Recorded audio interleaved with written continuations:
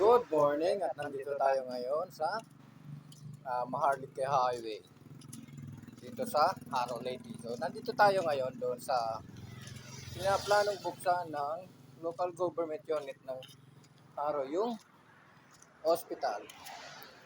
So di natin alam kung kailan pa mabubuksan ng hospital ito. Dalawang building ang hospital na pinano buksan ng government ng Haro in cooperation with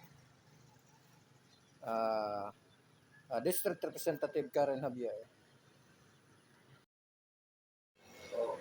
Ito yung linano noon na buksan na mabuksan na ito ating integrated bus terminal. Ang isa lang disadvantage nito kapag nabuksan na ito, lahat ng mga sasakyan na nagpa-park doon sa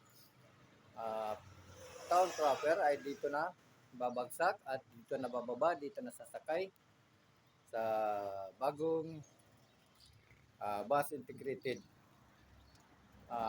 terminal ng Haro Leyte. So, maganda naman, okay, medyo quality. At ang magiging disadvantage lang talaga ito ay lalayo na. Magdadalawang sakay na yung ating kung papunta na po ng Tacloban, lalayo na yung ating mga pasahero at sasakay mga papunta rito sa Haro Integrated Bus Terminal.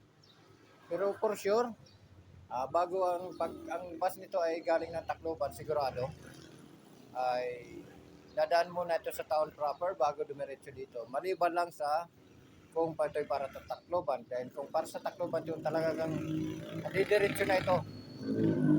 Dito na talaga sasakay para sa Tacloban yung mga pasahero. Soon, hoping na mabuksan itong dalawang project ng LGU, itong Integrated Bus Terminal at yung ating hospital na pinaplanong buksan ng LGU. So, soon sana at malaking tulong rin ito sa ating mga Pilipino or sa ating mga community.